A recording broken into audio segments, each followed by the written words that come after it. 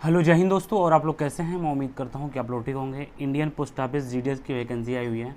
इस वीडियो में हम डिस्कस करेंगे कब से आपका फॉर्म भरा जाएगा, सिलेक्शन प्रोसेस क्या है, करेक्शन डेट क्या है, अगर आपका कितना परसेंट है तो आप फॉर्म अप्लाई कर सकते हैं, और किस किस स्टेट में आप फॉर्म अप्लाई करेंगे तो आपका सिलेक्शन होने का चांस ज़्यादा है।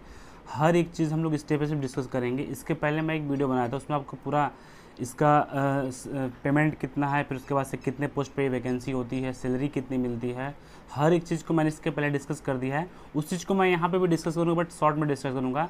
तो स्टार्ट करते हैं हम लोग। देखिए, ये जो वैकेंसी है आपकी, बहुत पहले मैंने कहा था कि अप्रॉक्स आपकी 40,000 के आसपास आपकी वैकेंसी आने वाली, जो मैंने इसके पहले पिछला वीडियो बनाया था।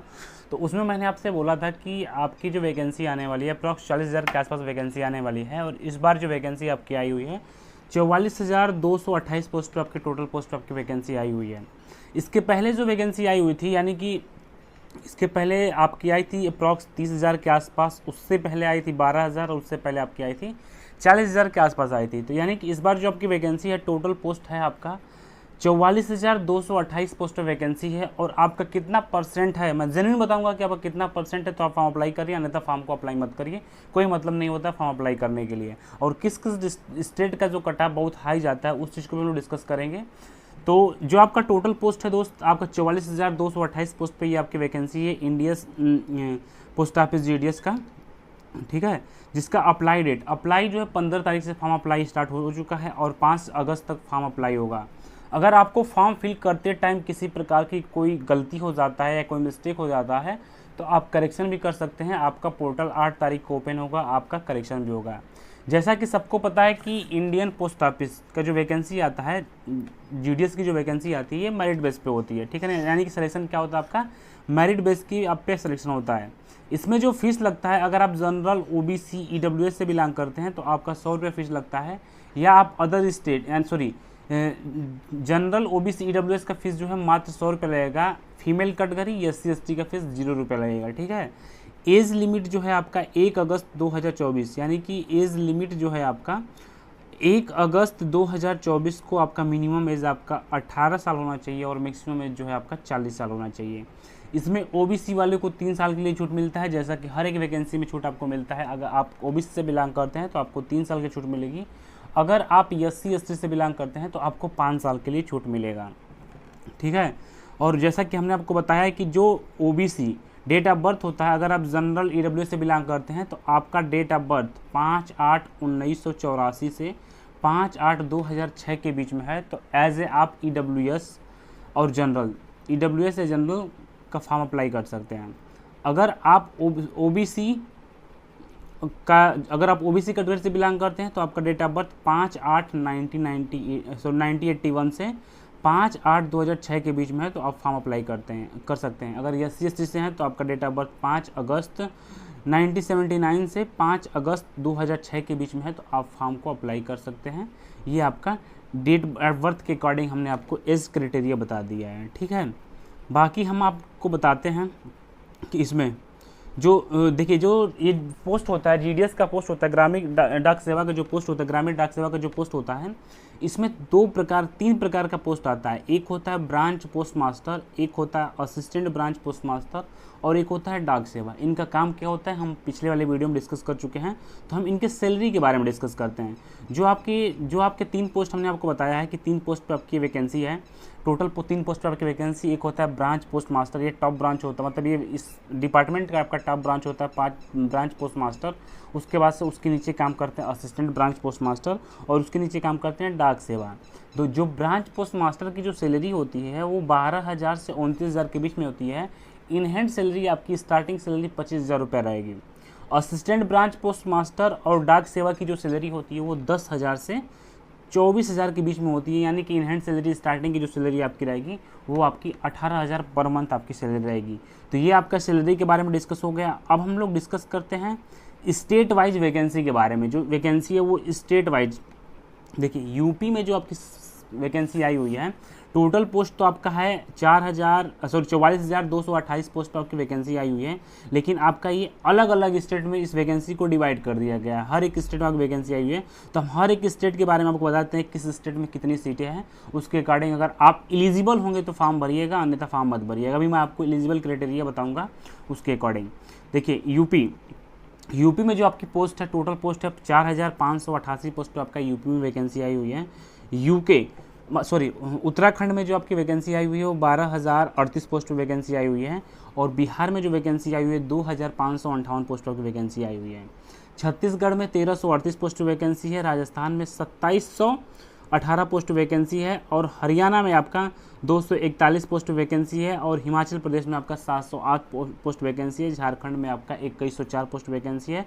जम्मू कश्मीर में आपका 444 पोस्ट वैकेंसी है। और नॉर्थ ईस्ट में जो आपकी वैकेंसी है 2255 पोस्ट वैकेंसी है। एमपी में आपका 4011 पोस्ट वैकेंसी है। महाराष्ट्र में आपका 3137 पोस्ट वैकेंसी है। उड़ीसा में 2477 पोस्ट वैकेंसी है। और वेस्ट बंगाल में 2543 पोस्टों की वैकेंसी है। ये आपका स्टेट वाइज वैकेंसी हमने आपको बता दिया है। बाकी जब आप फॉर्म अप्लाई करेंगे तो जिस स्टेट के आप रहेंगे उस डिस्ट्रिक्ट वाइज फॉर्म अप्लाई होता है। और डिस्ट्रिक्ट में भी ब्लॉक वाइज फॉर्म अप्लाई होता है। तो आप वहाँ से अपने कैटेगरी वाइज देख लीजिएगा तभी फॉर्म अप्लाई करिएगा, नहीं तो फॉर्म मत अप्लाई करिएगा। अब हम लोग आते हैं एलिजिबिलिटी क्या होती है। एलिजिबिलिटी देखिए 10th पास, अगर आप 10th पास है तो आप फॉर्म अप्लाई कर सकते हैं।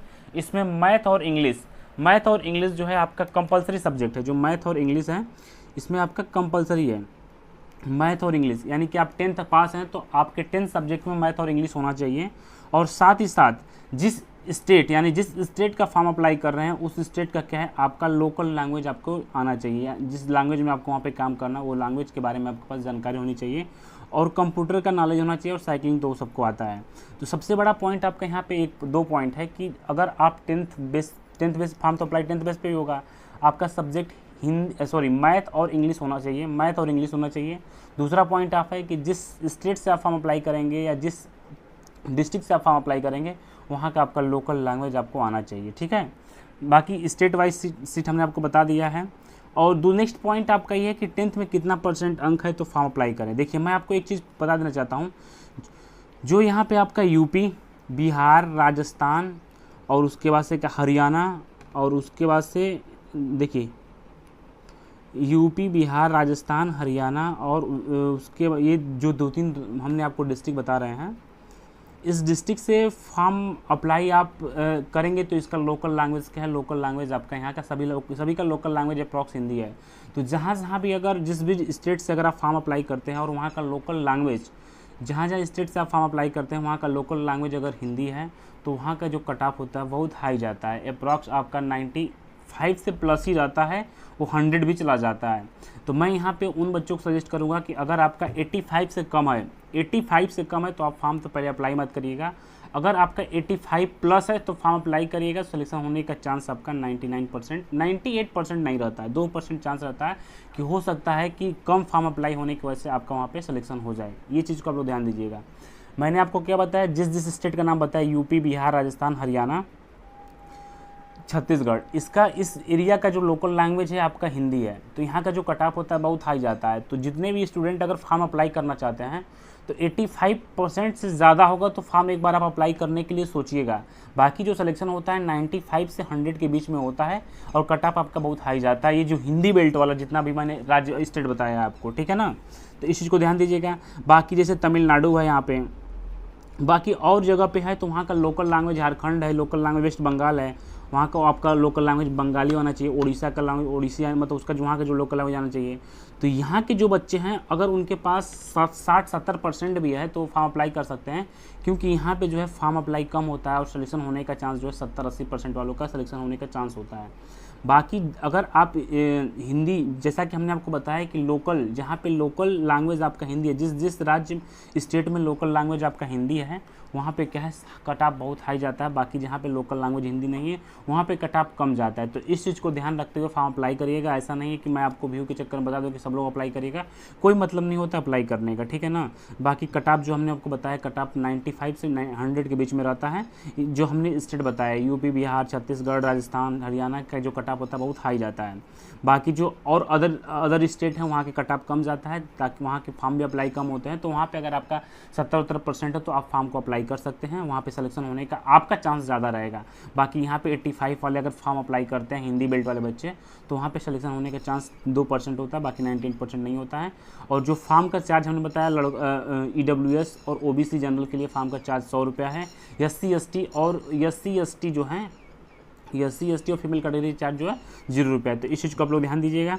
बाकी और कोई इम्पोर्टेंट मैंने हर एक चीज़ स्टेप बाय स्टेप आपको बता दिया, और मैंने आपको ये भी बताया है कि इस एग्ज़ाम में आपका कोई जो वैकेंसी आई हुई इंडियन पोस्ट ऑफिस जीडीएस 2024 की जो वैकेंसी आई हुई है, इसमें किसी प्रकार का कोई एग्ज़ाम नहीं होगा। आपका मेरिट बेस पे सिलेक्शन होगा, तो आप फॉर्म अप्लाई करेंगे, आपका परसेंटेज अच्छा होगा तो फिर आपका सिलेक्शन होने का चांस ज़्यादा रहेगा। बाकी हमने आपको ये भी बता दिया है कि आपका 85% से ज़्यादा होगा तो फिर एक बार आप ट्राई कर लीजिएगा हिंदी बेल्ट, जहाँ पे आपका लोकल लैंग्वेज हिंदी होगा वहाँ पे। बाकी जहाँ पे हिंदी नहीं होगा वहाँ पे 70% वाले बच्चे भी फॉर्म डाल सकते हैं, उनका सिलेक्शन होने का चांस 95% है। तो इन दोनों के डिफरेंस को समझिएगा, फिर उसके बाद से फॉर्म अप्लाई करिएगा। और हमने आपको सैलरी के बारे में बता दिया है कि टोटल पोस्ट आपका टोटल जो इसमें पोस्ट होता है 2 पार्ट में डिवाइड किया जाता है, एक ब्रांच पोस्ट मास्टर, एक असिस्टेंट ब्रांच पोस्ट मास्टर और डाक सेवा। ब्रांच पोस्ट मास्टर की जो सैलरी होती है अप्रॉक्स इन हैंड सैलरी आपकी 24,000 रहेगी, और असिस्टेंट ब्रांच पोस्ट मास्टर और डाक सेवा की जो सैलरी रहेगी वो आपका कितना रहेगा मेरे भाई, वो आपका रहेगा अप्रॉक्स पर हैंड सैलरी रहेगी, पर मंथ सैलरी आपकी रहेगी 18,000 रहेगी। तो ये आपका पूरा कंप्लीट प्रोसेस है। अगर फॉर्म अप्लाई करते टाइम आपको किसी प्रकार की कोई प्रॉब्लम होता है या कोई डाउट होता है तो मेरे यूट्यूब के डिस्क्रिप्शन में टेलीग्राम चैनल है, व्हाट्सअप नंबर है, आप हमसे वहाँ से कॉन्टेक्ट कर सकते हैं। मिलते हैं आप लोग को नेक्स्ट वीडियो में। धन्यवाद, जय हिंद।